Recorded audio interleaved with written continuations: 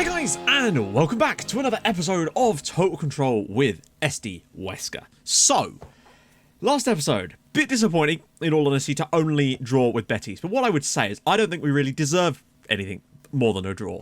Like, it would have been nice for us to have held on, and frankly, we probably should have done, because again, it was a bloody set-piece goal that cost us, and frankly, those are getting on my tits. But, what can you really do at this point? Like, we can keep moving the deck chairs on the Titanic, but at the end of the day, it's still going to sink. So we're just going to have to accept that for now. That's something I would definitely work on, though. It feels like the problem is we often end up with is you end up with free players because you don't have them being man-marked. But the problem is then when you man-mark players, unless your players have excellent marking ability, they will lose their men, and then they still end up with unmarked players. So I feel like we kind of can't win, and you kind of need a mix of both. But then when you do that, you still end up with gaps. I don't know. It does seem like we're conceding an abnormal amount of indirect free kicks that's completely unbalanced the number of fouls we're conceding. Like we've managed to tone that down a little bit on the fouls, but we've still conceded twice as many indirect free kick goals as any other team in the league, which is saying something. But that being said, we've now got two home games against Real and Atletico. It's Atletico today, Real Madrid in the next episode. They are the definition of free hits. I know I say free hit a lot in this save, because there's been a lot of games that you potentially call that, but these are literally free hits. We expect nothing from either of these two matches, which is annoying. And we basically, my main hope is this. If we come out the other side of these two matches, not in the relegation zone, then I think we might well be able to stay up. Because our final three games, two of them are away at our rivals in the bottom three, and one of them is a home game against Deportivo Alaves, which is an eminently winnable match. Not only that, but we should have our full-strength team available by then. Juan Hernandez is not going to be available, as far as I can tell, for either of these two massive clashes. So we're going to go with Gabardino Mango up front against Real and Atleti and see what he can do, because you never know what the lad's capable of. Maybe he'll score us a winner in some amazing fashion. It's unlikely, but we'll give him the shot. The other thing I want to try out is I was looking at the types of goals we're scoring lately, and both of Juan Hernandez's goals, in fact, you got the two against Eibar, both headers, and then the one that he scored against Betis, again, another header. So it makes me consider the idea that perhaps low crosses aren't the way to go for us, when the ones we're actually scoring aren't low crosses. They are floated maybe, but whipped possibly. Maybe a mixed crossing approach might be more appropriate. But then I don't know if I want to change that, given that Mango's coming into the team today, and I don't know whether he's as... We'll want to compare him to Hernandez for his aerial ability and see whether maybe we could try this approach again.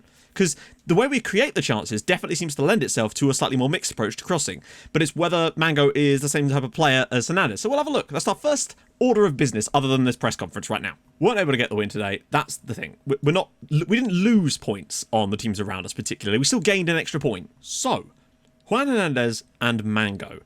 Where is the sort of comparison? You can see they are very, very different types of players. Mango's got better defensive ability and he's faster, but look at the attributes here. The other consideration I've been thinking about is that maybe simply the tactic is fine, but we're just using the wrong role on our striker, and maybe it shouldn't be an advanced forward or a poacher. Maybe there's a different role. Maybe a pressing forward would be more appropriate. I don't know. Maybe that's the final nail in the final piece in the puzzle is actually finding the right role for our striker, because maybe we're just not using them in the correct way, because I feel like the amount of chances we're creating, our striker should be scoring more goals, but we'll see. So when you look at their actual finishing ability, same dribbling, finishing and first touch, literally dead heat. So that should be no problem, which means Mango will inevitably miss all of them as a result of that. Passing, again, dead heat. Technique, dead heat. That's insane. But Mango's got much better marking, and he's better in the tackle, but his penalty taking, not as good. Doesn't matter, though. Long shots, not as good either, but again, not that important. One worse on the heading, though, and they are the same height, so there's that. Hernandez really does have the advantage, though, is his bravery, his composure, concentration, decisions, and determination. He really is much, much better in those areas, but Mango's better off the ball. He's got better teamwork, his vision's the same, and he's got better positioning, so you never know. He's got a lot better acceleration, but he's not as agile by any stretch. His balance isn't as good. He's not as good at jumping reach, and his natural fitness isn't as good, but he is genuinely faster, so he might be able to break the back lines. Might see more of those opportunities, potentially. But as far as I can tell, they weigh the same. They've got the same height. He's one worse in the air. I don't see any reason why we couldn't play that style of play with Mango up there as well. But keep playing balls through, but just maybe mix the crossing style up a little bit, because I'm pretty certain Mango scored a header for us this season as well. So with that in mind, we're going to make the change here from low crosses to mixed crosses. It's either mixed or whipped. I'm unsure as to how I want to go about it. I think I want to go mixed. Whipped, I think would... I don't know. I think mixed is fine for now. But we might switch it. I've got a couple of games to experiment, essentially. I came to this conclusion from when I was watching while I was editing. The other thing is we're going to have... I feel like if we had maybe got Ibrahim Amadou back in that last game, maybe things could have been different, because we really do seem to struggle without the exact 11 I want. But we'll see. Anyway, let's get going into this episode. We're going to start training that up during the week, because obviously that will adjust things ever so slightly. Although, weirdly, our tactical familiarity really isn't there yet on the cautious. The ultimate aim is just to still be outside the relegation zone after the next 2 match days. As things stand, we've got a 5-point lead on it and a game in hand over Valladolid. But it's about what... Mainly, it's about what Getafe do. I don't know. It's going to be difficult. Going to get rid of those sessions and bring in some of our standard ones here. Ball retention, ball distribution, press and restrict. No thanks. I'd rather continue to work on... I don't think we need to work on ball retention. Our tactic is not really... That's not really what we do. But what I do want is chance conversion, yet again. We'll keep those two, actually, because they seem to be a pair. But these have got to go. Going to put an attacking wings training in there. A defending wide training in here. And this will just make into the match preview one. Not match preview, match prep. So for teamwork, ready for the Atletico game. It's not going to be easy, considering it's midweek, then to Real Madrid, and then we've got the Girona game midweek here with Getafe at the weekend. Those 2 matches, good God, they haven't. Their first defeat for a long, long time there, Leganes. Under their new manager, they've actually done ridiculously well, and I have a sneaky suspicion that they might not end up finishing bottom, which would be some achievement. We need a big favour from Atleti. They can... Guys, if you beat Girona, you can beat us. And they have. Massive goal. Antoine Griezmann with the goal, sinking another defeat into Girona. That is a huge result. Just making sure that they lose the games they should be losing. Yaya Torres just picked up an injury. Oh, good God. I guess because if there's a game he can miss, I suppose Atletico, sure, why not? We'll bring Willock in, or maybe Malero, or Rivera. Okay, so here's how the training's shaping up. I might actually just sort out the rest of this week as well, since we've got Real Madrid. Because again, there's way too much of this stuff. It's just far too intense. Though actually, I might just leave the defending one in there, particularly as we've got Real Madrid coming up here. But I'm just going to swap this one out for the one with most need, which is the defending free kicks. And we'll move this one out for a teamwork one. I find that teamwork seems to be the most effective one we've had so far. We'll adjust some of this other stuff in between, because that is going to be a tough old week. I think the main thing about this tough fixture of 4 games in 2 weeks is to, generally speaking, keep the training to a minimum. So we've got a lot of these sort of sessions, just so the players remain fresh more than anything else. Let's do this. So we're going to go cautious, because that's what we do. I don't really want to drop any more than that. They actually like that, and that's fair enough. I completely understand that. I want to hit some early crosses. So Torre is fit, and actually he could start. And it's not that bad, to be honest. He seems completely fine. Juanpi, match sharpness really is still lacking a little bit. Hernandez and Jose Angel nowhere near. So, other games tonight. Leganes hosting Espanyol. Vallecano playing Betis. A win for Vallecano would be huge for us. And Valladolid are playing Getafe. That's what I mean about the games around us right now. We could lose ground here because a draw in that match would be bloody fantastic. But I have a horrible feeling Valladolid are going to go and win it. But I guess that wouldn't be too bad. Oh, I don't know. Vallecano win, though, would be massive. So, quick scout report check. They're missing nobody. Good teamwork, but apparently a Capo could help with that. An interesting one. They're good at heading, but Echeta will help with that too. Not great in the air, and they're not great with natural fitness too. So they concede a lot of through balls. All right. We'll just sort out our lineup first, more than anything. So Juanpi is going to start. Hernandez will not be starting, obviously. There's so many options here. But I feel like I'm going to give Mango a try. Luisinho, Inso, and Echeta, that's fine. Rivera, oh, I'm going to keep Toure in the team. I think he actually wasn't as bad as I thought it was going to be. But luckily, and here's the most important thing, Ibrahim Amadou is back in the team, and that's a huge bonus for us. So on the bench, we're going to... Wait, no.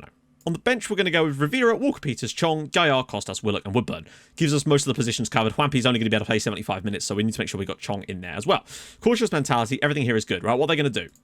So, 4-4-2, with Partey being the deep line, the ball-winning midfielder, Koke there, Saul as the inverted player, but then they've got Stefan Savic, but he's not going to be overlapping, weirdly. There's a no-nonsense fullback. It's unlikely, isn't it? They've won a lot of games recently, though. They beat Girona playing 4-4-2. Antoine Griezmann with the winner in that game. They concede from through balls from the right-hand side today. That's not so bad. We're pretty strong down the right. Placed shot. Positional heat map. They love this right-hand side. Presumably, that's because they've got... Oh, they usually have Saul playing in the middle, so Correa won't play today, I don't think. It's very heavily out on this side with the 10 and the 20. So Juanfran and Correa. Is this every game like this? It does seem to be. So in this game, it was Saul and Jimenez, but it's the same thing. Okay, so with that in mind, we're going to go after Koke because he's the main playmaker in the team. Diego Costa is their top scorer. So we're not going to mark Griezmann, that's for sure. Lamar gets a lot of assists, so we're going to make sure we're pressing him. Partey gets a lot of red card. Correa likes a dribble, but he's not going to be starting this match. I think pressing after Saul and Savic is probably a good idea. We'll turn off Hernandez here. This right-hand side here with Koke, Saul, and Savic, I think is going to be the key thing for them. Getting the balls down, presumably getting balls to the back post for Diego Costa, winning flick-ons and stuff for Griezmann. That seems to be the way they're going to play. And I think we're going to struggle anyway, but we can do our best. Because in all honesty, This game is more about watching the other matches, and if we get anything, it is pure bonus. We just need to do something. I mean, maybe Mango is the answer to all of our prayers, but I feel like he probably would have done that already this season if he was going to be, you know? It's the Vallecano and the Valladolid games that we need to be keeping a massive eye on, because the bottom of this league could change dramatically today. If, say, for example, Betis and Valladolid were both about go out there and get wins, that would be huge, you know? Betis, I'd say it would make them completely safe. That's the thing. I think if Betis, oh god, if Betis win today, they would go on to 37 points and they'll be safe. I actually think we're going to switch to defensive, because we're conceding just way. I think we just need to be a little bit more conservative today. Galan, Luisinho, can he put the ball in? He can't. And Villarreal are beating Eibar. Another defeat potential on the cards for Eibar. I mean, if we hang on for a 0-0 or something, that would be insane. Because that might be our best bet, in all honesty. Or trying to score a set piece or something. But the possession is ours for now. Trying to just keep this game boring, really, and try to just defend. It's cleared away. Escheta. And Leganes are losing to Espanyol. Interesting. Mango! Good save. And Oblak makes the stop. Okay, we've hit the target. Wait, we apparently haven't hit the target. They're giving us a lot of the ball. And I guess that's kind of helpful, really, because... Oh, okay. Sure.